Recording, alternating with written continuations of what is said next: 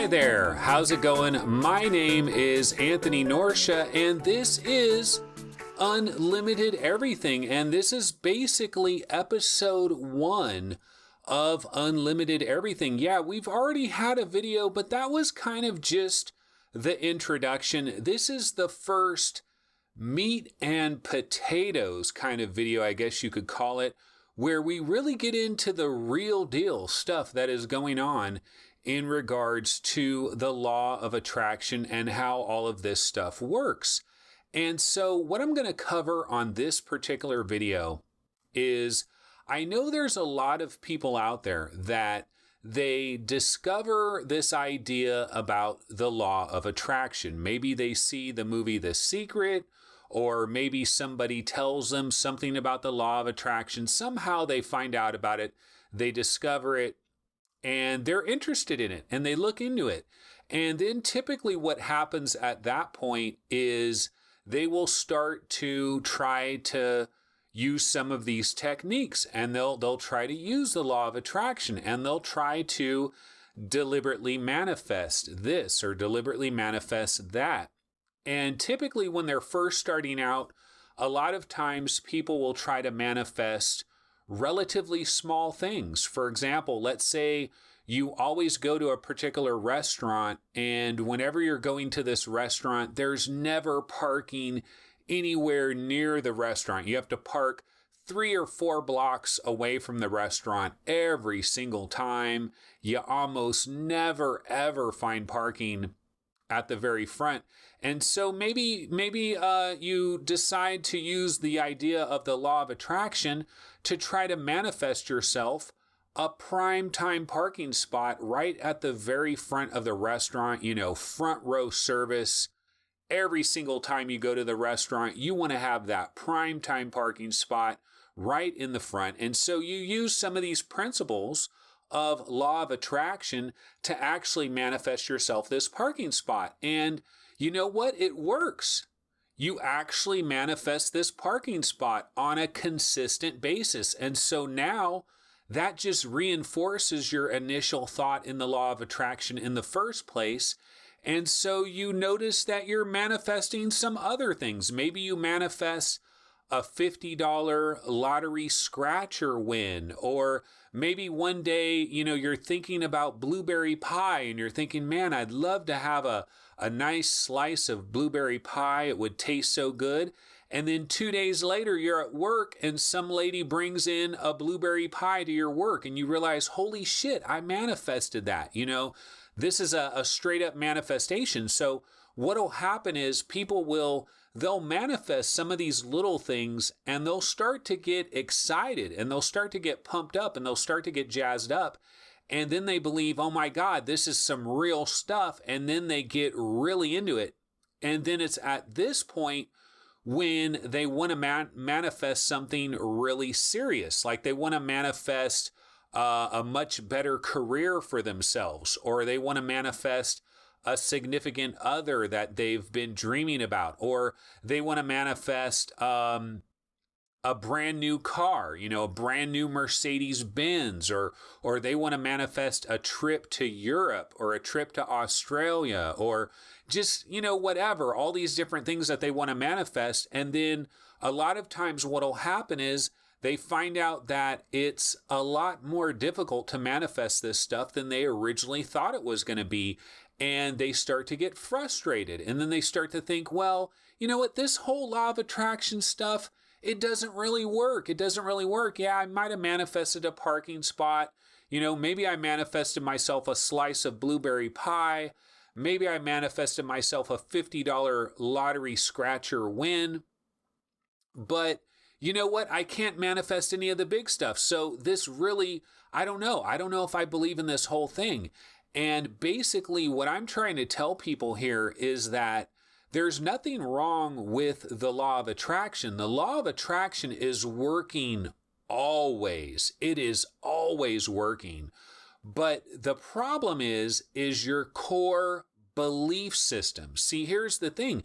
You can buy into the idea of the law of attraction, but if you still have your normal core belief system, and if you don't change your normal core belief system, then that's basically tying both hands behind your back when you're trying to manifest something. And the reason you're able to manifest very small things like a parking space or a slice of blueberry pie or a $50 lottery scratcher, the reason you're able to manifest relatively small things like this is because those small things don't really violate your core belief system.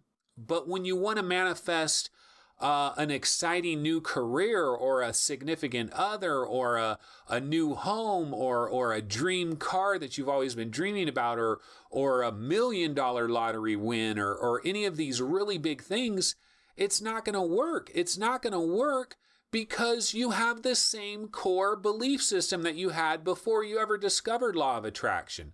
And so basically I'll explain it like this. Like, this is how it really works. So the reality that you got to understand is if you really did manifest a parking spot, if you really did manifest this slice of blueberry pie, if you really did manifest that $50 scratcher win, the thing that you have to understand is for you to be able to have manifested that, for that to have actually worked, reality cannot work in the way that you probably have thought that it works your entire life. So if you're 30 years old right now, you've been thinking that reality works a certain way for like 27 years. If you're 40 years old right now, you think reality works a certain way for like 35 years of your life. You've been thinking reality works a certain way. If you're 50 years old right now, you've been thinking reality works a very specific way, and you've been thinking that way for 45 years of your life. And then you discover this law of attraction thing, and it's like a completely different way of looking at things.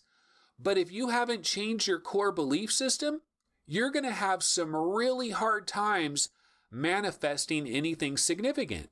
And basically, what I'm talking about here is like 99.9% of the population out there, they believe that there is a real world out there. Like there is some kind of real world out there. Like you have to make it in the real world. Like there's something out there. There's something external to them that if you want to have this dream house, or if you want to win the lottery, or if you want to get that brand new Mercedes-Benz, that you have to overcome some type of struggle that is external to you, something that is out there. You have to overcome something out there to then get what you want. You believe that there's something out there, that it's not that this reality that we're in isn't completely an illusion. It's basically an illusion here, but you believe in a solid, legit reality, a solid construct, a reality that exists whether you're here or not. Like you're a tiny speck on this reality, and whether you exist or not doesn't matter. Reality is going to keep turning. You're just a tiny little thing in reality. And so you are subject to all the forces and everything that is going on in reality. You know, you don't have a lot of control. You don't have a lot of power. And so I would say 99.9% of people, they believe that. They believe in this world that is out there. They believe in circumstances that are out there. They believe in situations that are out there. And they believe that they have to overcome these circumstances, that they have to overcome these situations that are external to them. And if that is your belief, if that is your true core belief system, that's incompatible with the law of attraction. It's incompatible because the law of attraction, if you're manifesting a slice of blueberry pie, you're basically creating events that are unraveling that would have never unraveled in that particular way unless you thought about that blueberry pie. In other words, you thinking about blueberry pie sent a signal off into the ether that basically created the dominoes where a lady brings in a blueberry pie into your office and says, hey, would you like a slice of blueberry pie? So basically, you fucking created that, okay? When you always have that parking space that's at the front of that restaurant and it's always there for you, you created that. Like, you fucking created that. It's not random chance. It's not like you're causing other people to leave earlier and you're causing other people not to park there. No, you're freaking creating all of this. In other words, what I'm trying to get at is, if you really, truly want to buy into this law of attraction concept, you got to buy in all the way.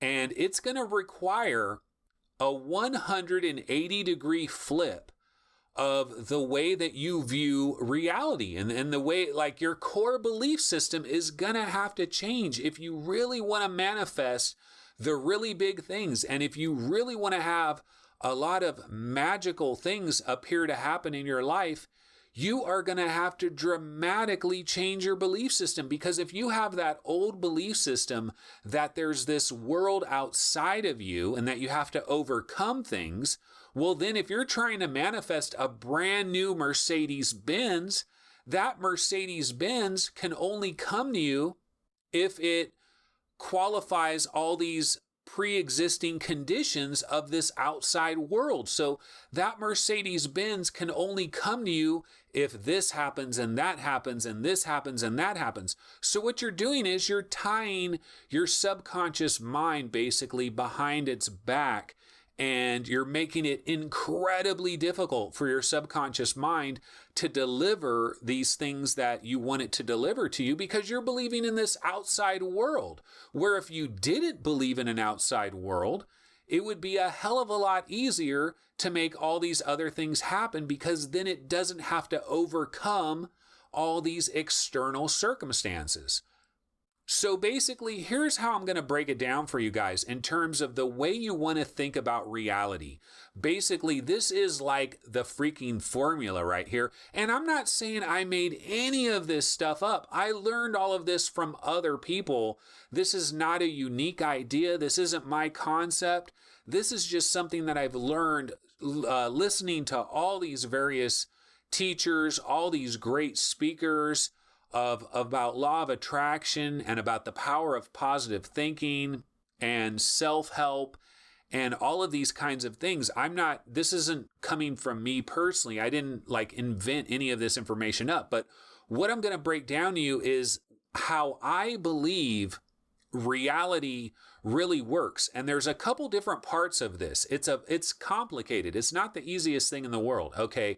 So basically, there's two ways that reality is generated, okay? And so one of the things that you think about when it comes to the law of attraction, one of the main things that everybody says is what you think about, you bring about. If you listen to Earl Nightingale, he talks about what a man thinketh, and he talks about how what you think about all day long, that is what you become, or what you think about, you become that, but you also attract that. In other words, your thoughts are basically generating reality. That's one of the core belief systems of the law of attraction. What you're thinking about, what you're focusing on, you're going to manifest that. That is going to come into a form in some way, shape, or form into your life. And that is completely true, but there's another part of it. There's an additional part of it. But first, let's just talk about what you think about, you bring about. So the best way for me to explain this is, imagine that you have a big pot that you would make like a large soup in, and a really big pot, right? And so you take this pot and you take some masking tape and you put the masking tape on the front of the pot, and you write today's date, whatever the date is. Okay, you put the date on the front. Now, the way this works is the average human being thinks somewhere between about 55,000 and 75,000 thoughts per day. Okay, between 55K and 75K thoughts per day run through our mind, okay? And I'm talking about tons of little thoughts, little tiny things. You'll be walking down a hallway and you'll see a sock on the ground and you'll think for a split second, should I pick that sock up right now or should I worry about it later? You know, it's a fleeting thought. You might think about it for a fraction of a second and then you're off to something else. We think somewhere between 55,000 and 75,000 thoughts a day. So imagine that big giant pot again that I was telling you about, and imagine that you put every single thought that you thought for that particular day, all of it goes into this pot. 55,000 to 75,000 thoughts go into this pot. You stir the pot up, you boil it up, and basically those collective thoughts that you were thinking all of that day, that goes in that pot, and that pot has today's date. Okay, now, does this individual pot manifest tomorrow? Is this individual pot basically creates what happens tomorrow?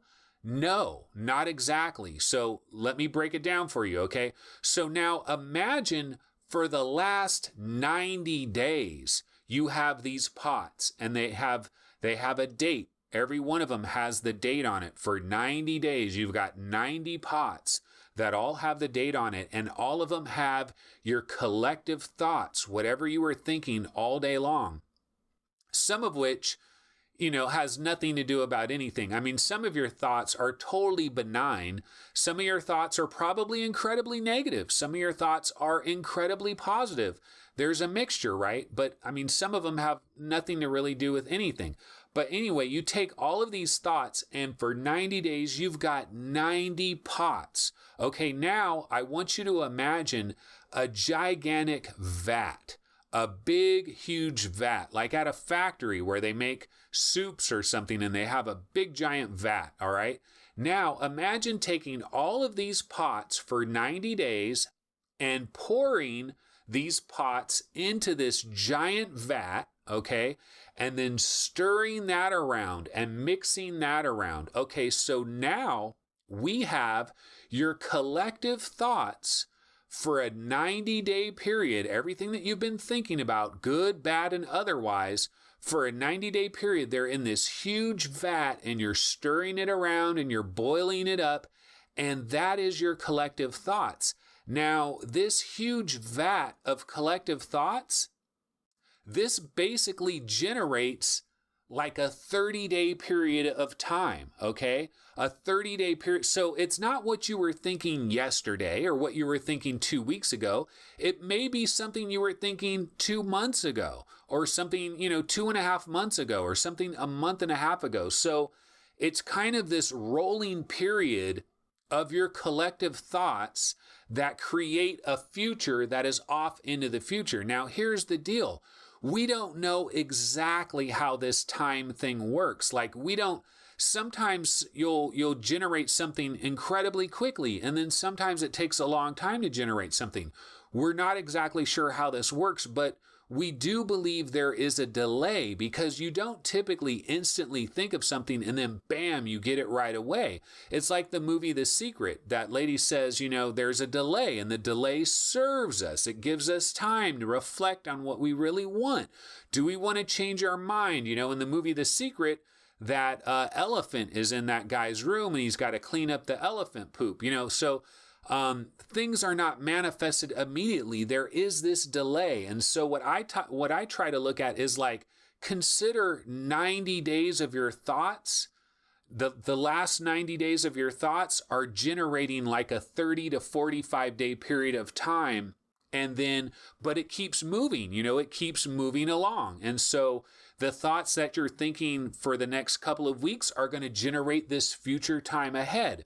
Now, if that was all there was to it, we'd be made in the shade. Everything would be great. If that's all there was to this thing, it would simply be a matter of controlling our thoughts, being very aware. Awareness is huge. Awareness is absolutely mandatory. Awareness is absolutely critical. You want to be aware of what you're thinking all day long.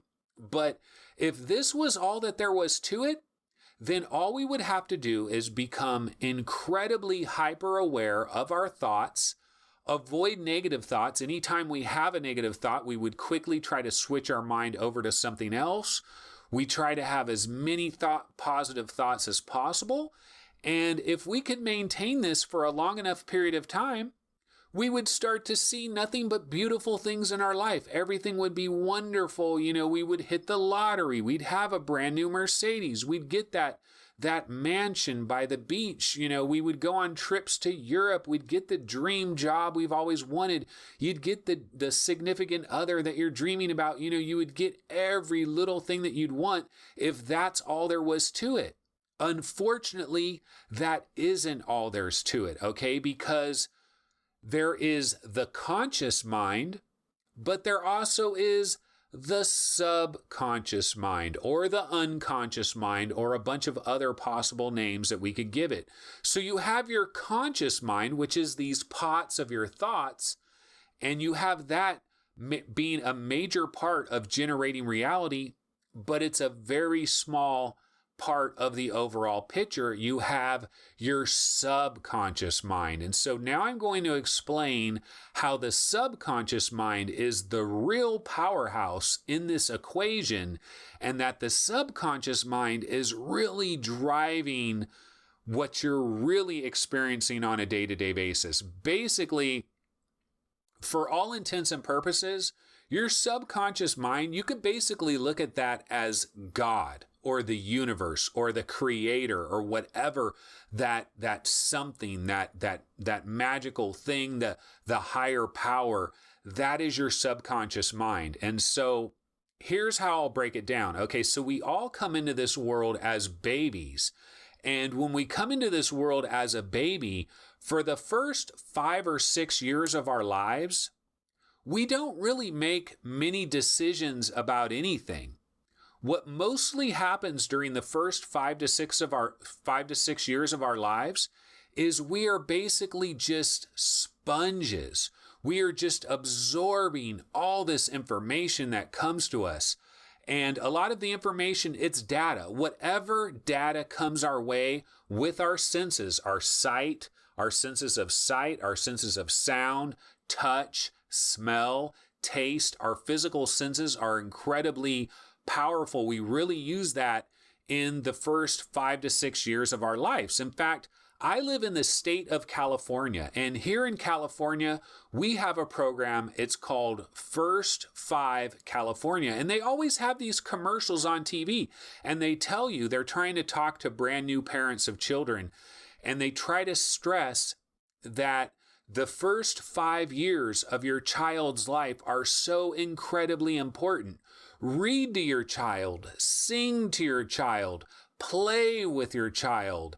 Do these things during the first 5 years. It's called First 5 California or something like that is what the program is called. And it's because they know that in the first 5 years of our lives, that's when we're basically creating who we are as people.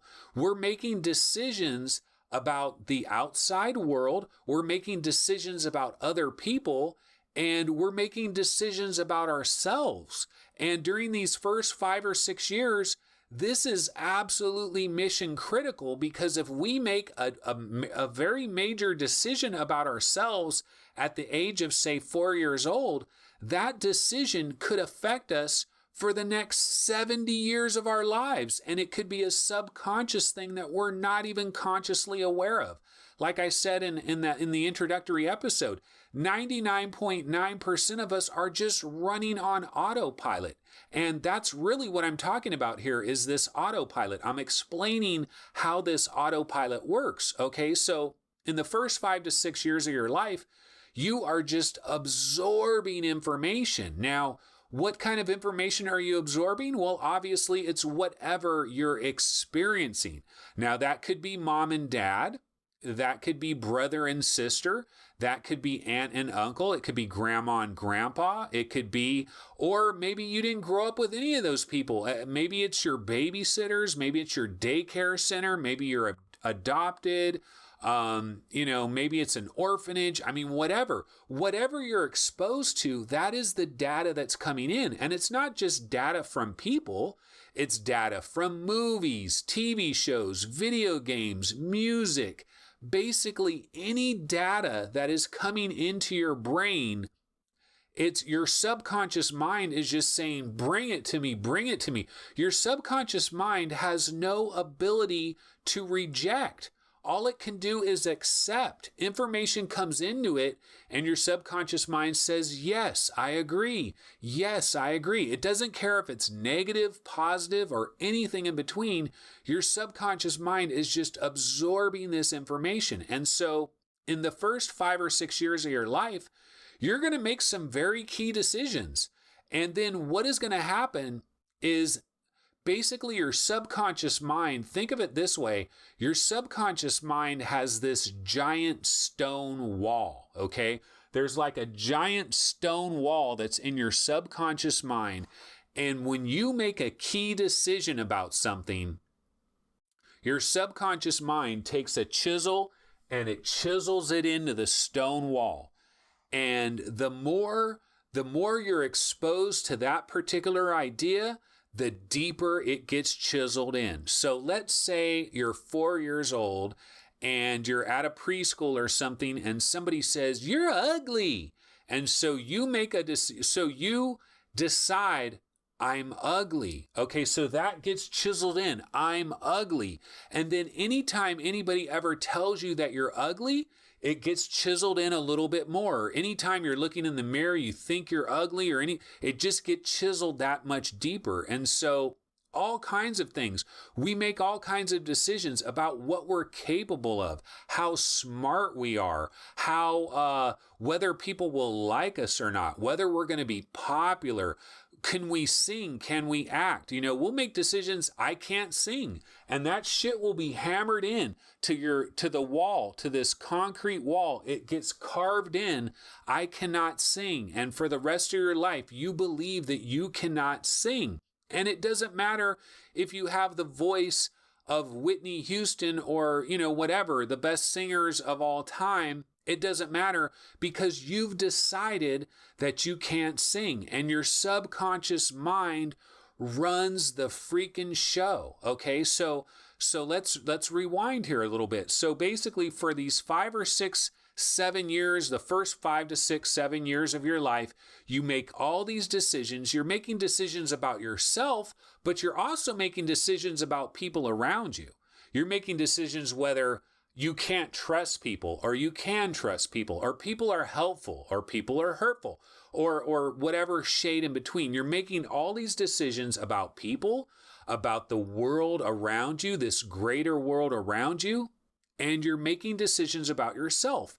And all of these decisions get carved into the concrete wall that's in your mind, okay? And so now we have the pots, we have those vats, what we're thinking about for like a 90-day period of time, a trailing 90-day period of time. We have all that information, but then we also have what is written, what is carved in to the stone wall of our subconscious mind. And so this is how it really freaking works, guys. Basically, that big vat, you poured all that crap into that big vat. You mixed it around, 90 days worth of your thoughts. 90 days multiplied by 55,000 is 75,000. That's how many thoughts are in this gigantic vat, okay? And they're stirring around and they're in that vat. Now, what's going to happen with these thoughts is these thoughts, they will create your reality. They actually will, but here's the trick. The thoughts have to be filtered through all of these decisions that you've locked into, these decisions that you've decided upon. And that's where we go back to people having real difficulty manifesting some very big things in their life. And it's because they believe that there are situations outside of them. They believe that there are circumstances outside of them. So that dream to have that brand new Mercedes-Benz, it has to, the only way it can come to you is it has to come to you but it has to filter through all these beliefs that you've decided. And you may have decided, like at some point in your life, at some point very early in your life, you may have decided, I'm a bad person. I don't deserve good things. Well, guess what? Your subconscious mind says, oh, a brand new Mercedes-Benz, that is a good thing. I'm so very sorry, but number 3 on your stone wall says, I'm a bad person. I don't deserve good things. You decided that when you were 4 years old, when your mom said, you're a bad person. You don't deserve nothing. You don't deserve anything. And you know, that's your mom. You look up to your mom. You believe these people. And so you bought what she sold, and that shit got carved into your stone wall. And so how the hell are you going to get a Mercedes-Benz? It's not going to happen because you've decided, I'm not a good person. I don't deserve good things. So it can't manifest to you. It can't come to you. It's going to come to you in a way, but it's not going to come into you. It's not going to come to you in the way that you want. Now, here's the thing. If you're focusing on this brand new Mercedes-Benz every single day, and you're running these thoughts through your mind, and you're having these visions of your hand on the steering wheel of this Mercedes-Benz, and you're visualizing yourself inside this Mercedes-Benz, and you're visualizing yourself standing, like somebody taking a picture of you, and you're standing in front of your Mercedes-Benz, and you're leaning against it, and you're smiling, and you're like, look at my Mercedes, and you're visualizing all of these things. It's going to come into your life. It's just not going to come into your life the way you were hoping.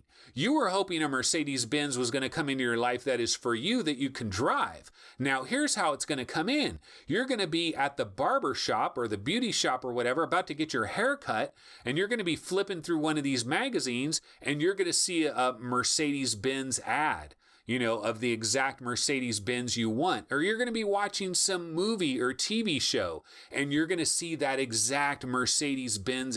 It's going to filter in. It's going to come into your experience, but it has to go through that stone wall. And so if you've got these counter intentions, if you got these blocks that are out there, it cannot filter in the right way. And so the question then a lot of people come to is like, well, damn, what if I have these beliefs? What if I believe that I'm not really a good person? I don't deserve good things. Should I just give up on law of attraction? Should I completely give this up and just quit doing this? No, you shouldn't, because here's the beautiful thing. The beautiful thing is that all of this stuff that got carved into the stone wall of your subconscious mind, it got there because of repetition. It got there because your subconscious mind was constantly hammered with these ideas, and then it carved that stuff in. And so you can actually influence your subconscious mind through repetition, but it takes a lot of time and it takes a lot of effort. You can also overcome beliefs that you no longer agree with. But anyway, that we're getting into a whole nother chapter here when we go down that road. But the main purpose of this episode, the main thing I wanted to talk about in this particular episode, the main thing I want you to come away with here is that if you really want to manifest a lot of stuff, you've got to change your core belief system. You cannot believe in a world that is outside of yourself. You can't believe there is anything outside of yourself. The way you want to look at the outside world is a 360-degree mirror. That is all it is.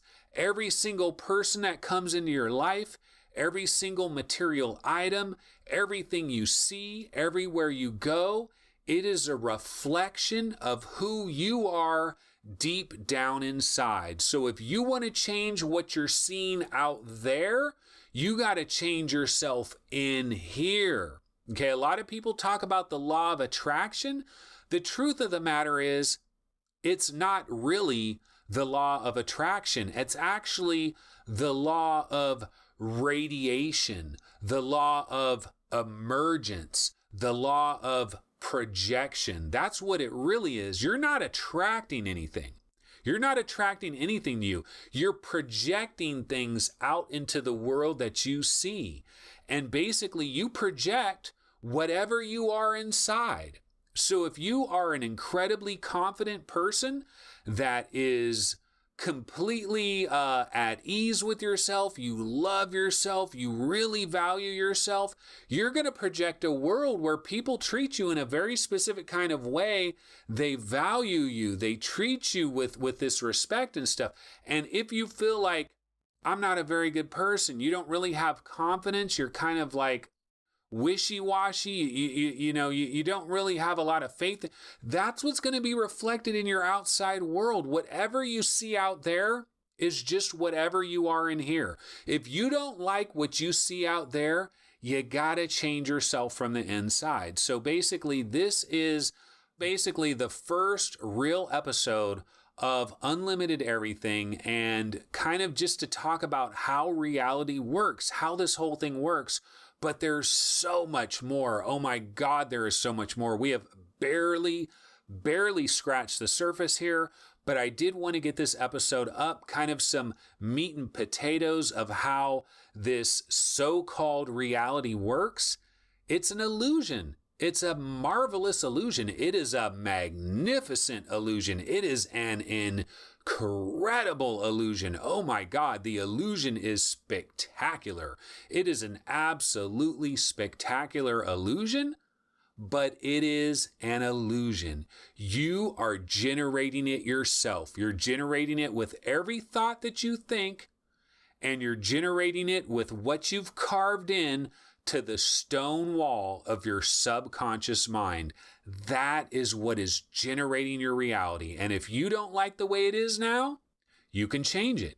You can change it. There is a way to change it, and I will absolutely be covering that on future episodes. So like the video, subscribe to the channel, like the video, leave a comment if you have any questions or whatever.